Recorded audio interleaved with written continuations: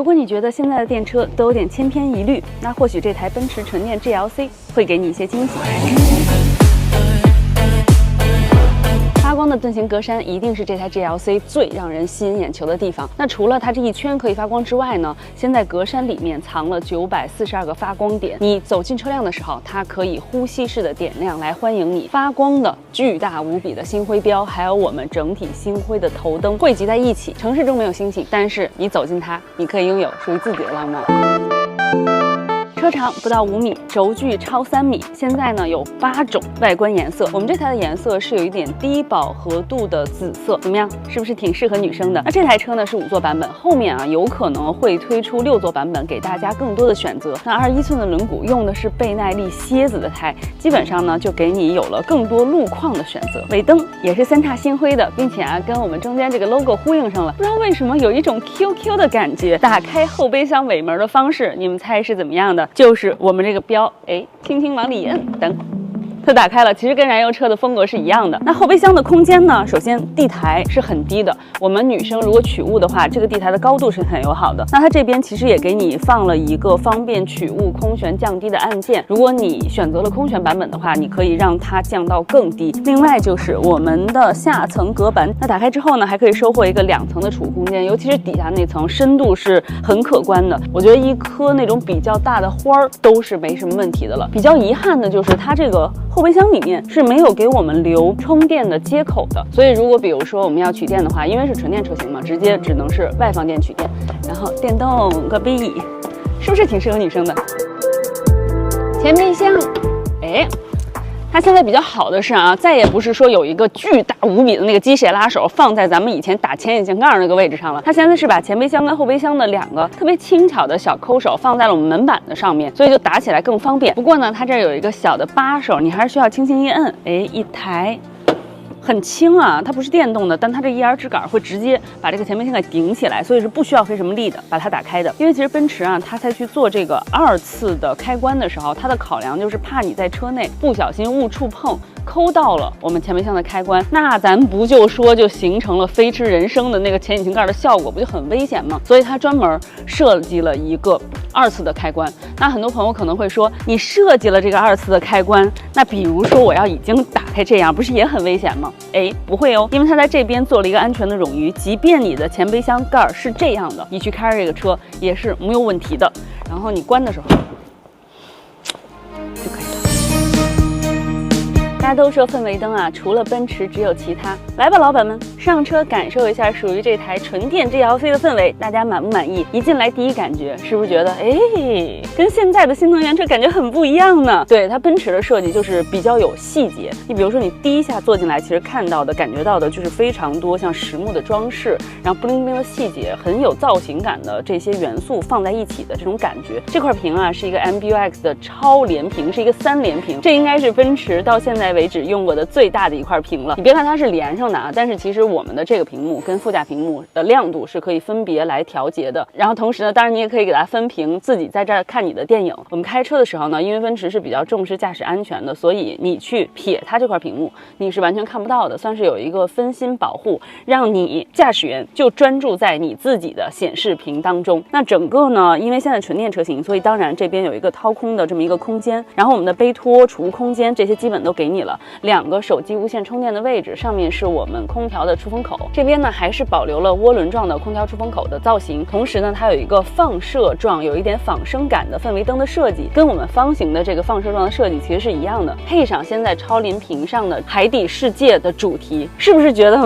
好像是一个那种就是小水母在车里的感觉，我觉得还挺有氛围的。那这边座椅的调节按键依然是一个实体按键的形式，然后它同时是用这种弧形的状态，就更像座椅的感觉给你呈现出来了。这个跟 CLA 上面也是一样的，我们的窗户的按键也是那种小鲸鱼尾巴的感觉，同时呢前舱这2个玻璃也都是双层夹胶的。我们刚才说到的控制我们前备箱跟后备箱的按键就放在门板的这里，你轻轻一扒就可以抠到了。现在这个天幕大家发现有什么特别吗？目前啊它的状态就是一个全遮光的状态，同时上面还有这个3叉星辉的小点点。现在这个天幕它是一个9分区调节的天幕，你看你在这个屏幕上可以看到，你每一个分区你都是可以看没？单独选择的。然后你可以给它选择透明，哎，它就变成透明了。然后呢，你也可以选择图案，就全部都遮掉，就等于它是9个分区，都是可以去分别调节我们的明暗度，并且还有图案呈现的。这个天幕大家觉得怎么样？当然，我觉得这肯定是一个选配啊。如果你不需要这个配置的话，它应该可以就是一个基本的，比如说变光的天幕，或者说一个直接的遮阳帘的状态。那同时这个天幕呢，它现在也是3层镀银的，紫外线、红外线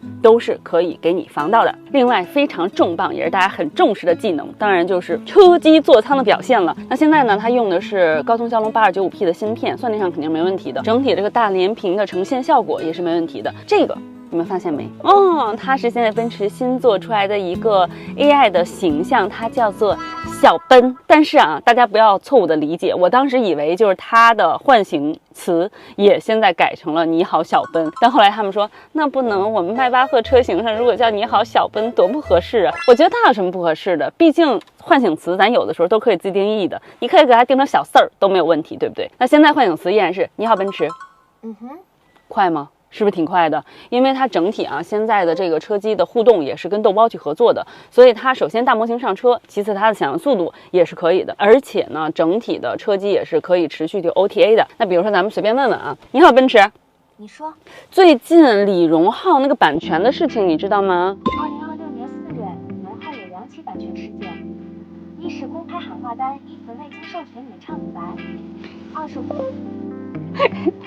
还挺聪明，这个瓜如果你们没吃的话，现在请你们马上去给我吃一吃，并且一定要好好品一品那首歌。当然说到听歌，这台车我们现在这个版本它是标配了柏林之声4D 的这么一个音响系统，一共呢是19个扬声器，2个座椅震荡器，整体的功率你们猜多少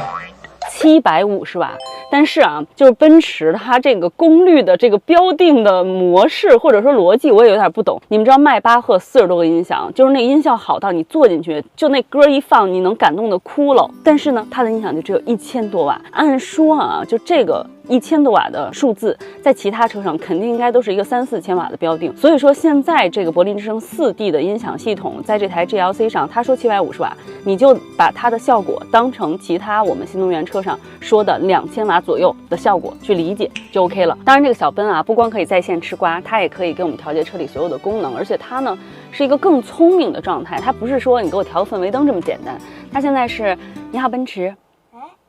帮我让座舱变得更浪漫一些吧。好的，我来营造一个刚好的氛围。就是你跟他说了这个之后，好嘞，温馨光影轻舞，柔情音乐环绕，浪漫氛围满意。所以他理解的浪漫氛围就是粉色的氛围灯，然后微微的这个空调放了一个非常低 G 的歌曲，我这个座椅的震荡器已经开始震荡了。我只能说小奔啊，你对于浪漫的理解的品味还需要有一些的提高。这后排3027的轴距，空间表现没有问题，坐垫的长度我觉得是 OK 的。然后啊，它现在 GLC 这个后排呢，它这不是有一个中央扶手吗？其实你给它拿下来之后，怎么样？是不是还能营造出一点点小豪华的感觉？这边还给你包了一圈这个氛围灯，它去给你营造一个整体的状态。后排门板上的这个扬声器看上去比较明显啊，它是用横置的线条去做的，看上去还是蛮年轻的。然后我们的车辆呢也是通风、加热、调节前排座椅的按键，这些功能全部都是有的。有一个小细节，就是它这个2排空调出风口的位置，它相对来说还是比较往下的，这样的话就不至于说直接吹脸。然后同时呢，你也可以再往下一点，它可以吹到你的膝盖，这样的话呢，对于老寒腿，也是比较友好的。怎么样？这个2排的空间大家满意吗？这台车现在静态看到现在，大家觉得它符合一台你心中该有的新能源车的样子吗？那它当然啊是800伏平台的，用的呢是85.5度的3锂的电池，CLTC 空话下续航里程呢能超700公里，并且啊它其实用上了非常罕见的2档的变速器，跟 CLA 上面是一样的，主要呢是为了优化我们的能耗，让我们的能耗更精准。大家都知道，其实奔驰啊在续航方面一直是反向虚标的。那我们刚才说的2档的变速器，包括电机啊，都是奔驰自研的。现在这台车呢是一个双电机4驱的版本，但是后续有可能会推出2驱的版本。不过这个4驱啊，它因为前轴的电驱单元呢加了一个 DCU， 所以它其实也是可以实现2驱跟4驱断开的，也就是不需要的时候，它直接是一个2驱的状态，去保证我们能耗。所以在能耗方面 ，DCU 再配上这个2档的变速器，大家也不用过于担忧。那同时像空气悬架，还有我们的8度的后轮转向，在这台 GLC 上面也是可以选配的。客观的来说呢，这台 GLC 拥有太多奔驰的第一次，但是主观来说啊，这个级别的纯电车它就应该有这么多的配置。所以说奔驰啊，在中国新能源市场摸索这么多年之后，我觉得今天也拿出了自己的诚意。那我们不妨呢，就把对奔驰纯电第一次的关注放在这台 GLC 上面，看它能否在一众千篇一律的设计中，用它的行驶品质和安全标准，成为你想要在城市光怪陆离中寻找的那一点点星光。那我们这期的视频就结束了，感谢大家收看这期的一起来电，我是野生依依，我们下期再见。